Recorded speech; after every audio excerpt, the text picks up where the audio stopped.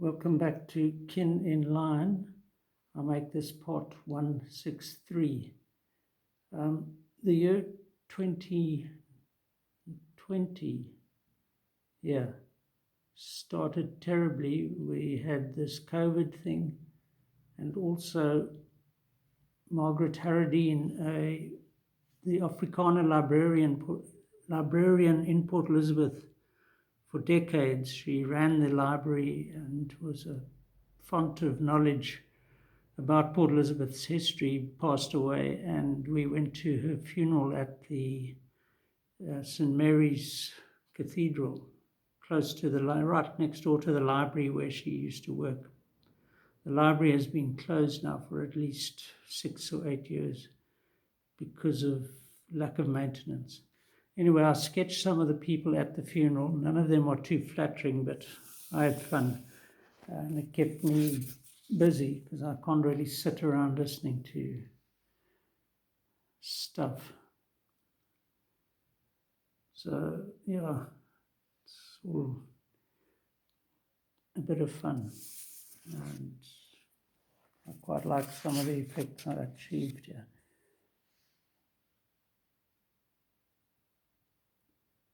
So sitting behind people, I mean, they were mostly pictures done from behind or the side.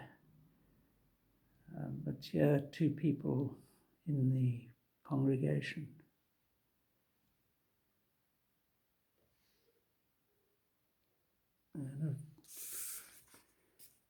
It was not really a very satisfactory service. Her achievements were undervalued, I thought. Anyway, these 2 were in the choir, so they were seen from quite a distance, but that's my style, just to get the essence of these people.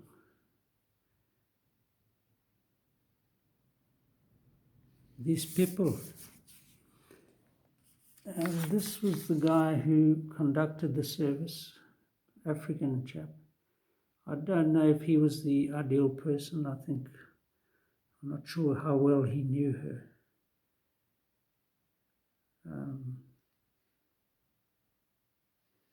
Anyway, that was under his cross. And then, as is the nature of these high Anglican services, he came up with his entourage through the congregation, and this is a close-up version of him, seen through some faces, some heads. Can't remember his name.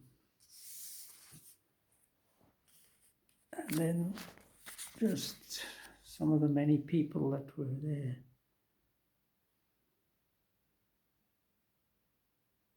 I think she'd quite like that drawing, whoever she was. So somebody I knew, a guy called Alan Montgomery, who's a genealogist, a great lover of history and of Port Elizabeth in particular.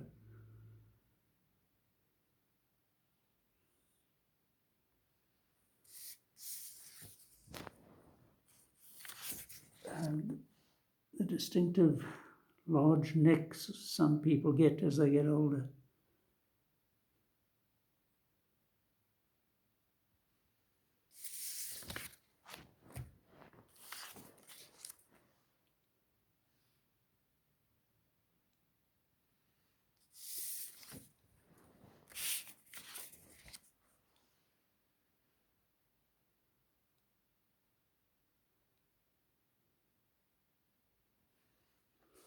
I think one of the reasons I don't enjoy going to church is that it's a reminder of how one ages, because a lot of the people in church are what we used to describe as studying for the finals.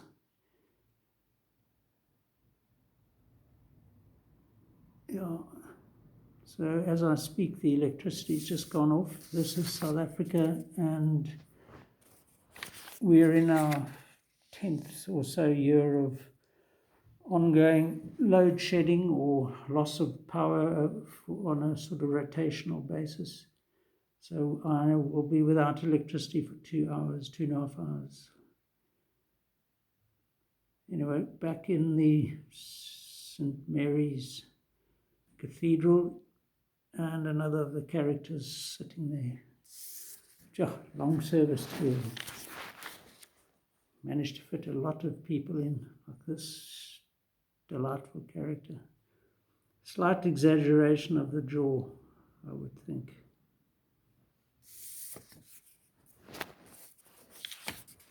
But yeah, you got your old fogies like me, nice to draw, because they are not going to have pristine little faces anymore. And this is another person I knew, Colin Urquhart, former Herald photographer. He's written several books on shipping around South Africa and shipwrecks and so forth, the history of shipping. Pity I gave him a totally pink head, but anyway, he's got his glasses sort of on his forehead. Worked with Colin for many years as a reporter, and obviously also when I was sub-editing and he was still providing photographs.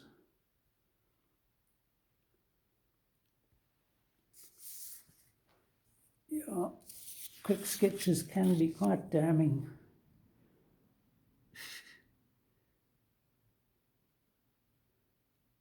I'm sure this woman is a lot more beautiful than that, but for character, that's quite a nice sketch.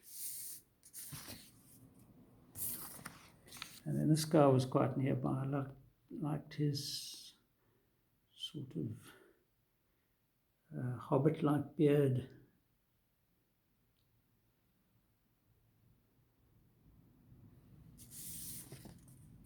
And this, I think, was done on another occasion because you're not allowed to eat ice cream in church, I don't think. So this was probably on the beachfront.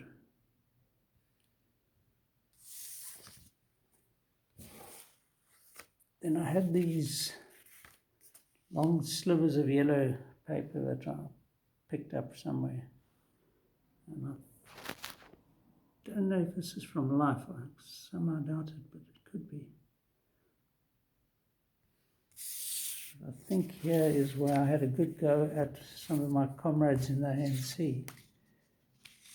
Let's just get the life of Mandela sorted out. So there's a famous picture of, or there are famous pictures of Mandela as a young lawyer, the sharp lawyer, Madiba the sharp lawyer. So he worked with Oliver Tambo as a lawyer in Johannesburg, straight out of university, doing a lot of work for assisting people who were suffering under apartheid. And then, of course, when he was released in 1990, and it's the first time most of us had ever set eyes on him or knew what he looked like.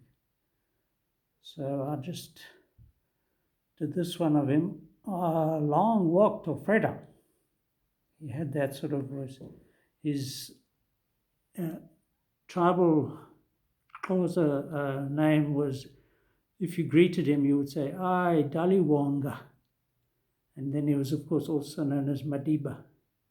And I see Table Mountain in the background, so maybe he's on Robben Island there, revisiting it. Yeah, I took quite a few people apart here, not maliciously, but so this is old Gandhi.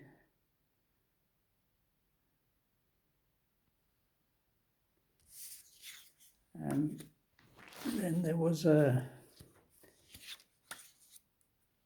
ANC MP and bigwig called Cheryl Carolus, part of the sort of liberal left, far left clique that ran the ANC and ran South Africa into the ground, unfortunately. So this is Thabo Mbeki, who I renamed just T-Bone Mbeki. smoked a pipe, was basically betrayed the people of Zimbabwe by supporting Mugabe as he confiscated white-owned farms.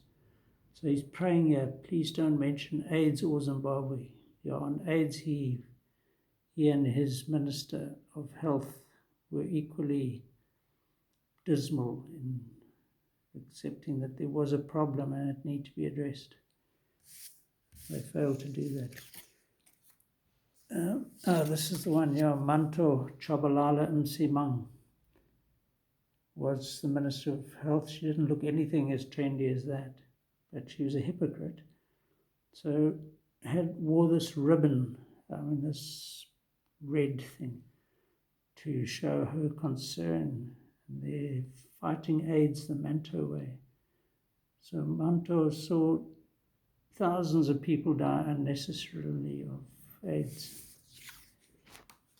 Then this is a guy I actually had a few dealings with when I was a reporter in the UK. He was based in Dublin, and Kader Asmal, he was a professor at Trinity College, Dublin, came back to South Africa and was a Minister of Water Affairs or something. Didn't help us here in PE because our dams are now just about empty, and of course the government does nothing to alleviate the problem. Then Rian Kruiwagen was the head of the rugby union, South African Rugby Board or whatever it's called. And here I've got him as a rugby giant in his schoolboy outfit. And he was another disappointment, let's put it that way. As was the coach at some point in the Springbok Rugby's. They've won the World Cup 3 times and you expect them to win every time. But Rudolph was paid handsomely, but I remember this infamous quote. So I've called him Rudolph vat die geld en vaai Strali, which means take the money and run. And he actually said, no, we're training now for the next World Cup, not this forthcoming one, for which he was appointed to take us to victory. But he was paid handsomely, and to have that sort of defeatist attitude was just shocking, really. And here we got Bob Mugabe. So I drew him looking a bit like a loaf of bread, and there's bread here called Sasco. I don't know what it stands for, but so I'll just call him Sasco Bob, 2002. So this was just after he'd started destroying Zimbabwe, running Zim into the ground. I should have drawn that moustache of his, this little Hitler moustache that he had. But yeah, we lived with this tyrant on our doorstep for nearly 30 years. And really, that was the start of our real problems, because this ANC accepted that and actually used it to justify their similarly warped and self-defeating racial policies in this country. And then old Diana, this was done after her death, but for some reason I recalled her going to the Taj Mahal by herself. And one knew that she was a narcissist. So I suppose, mirror, mirror, was she still beautiful after all the, This was another one I dealt with in the UK, she was the Speaker of the House. Now I've forgotten her name. Heavens.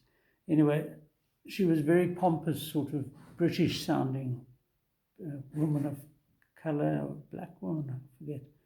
Anyway, and she used to always shout, "Order, order," in the house, So we always joked, my sons and I, that we'd place an order, and here he's got it. Somebody placing for 2 hot dogs. Will her name come back to me? That is the question. And then Albert Einstein. I don't know why I included him, but I quite like the fact that he's standing on the Earth and, traveling through space, kind of with his mind, space, time, and all that. And of course, the military was probably never far from me. Having spent 10 years on their books. So here we got the new South African flag with an old South African looking soldier. And then this was a friend of ours, Mark Kaki Caldwell, good friend of my brother's. They both surfed. Their early parts of their lives were devoted to surfing, young lives. And Kaki's up on his board there. I think I'm almost done with this little batch. There's a couple more here.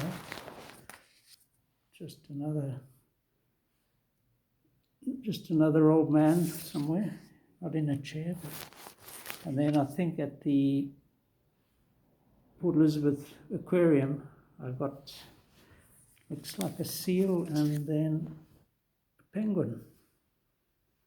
So they call them jackass penguins, but the African penguin has this call.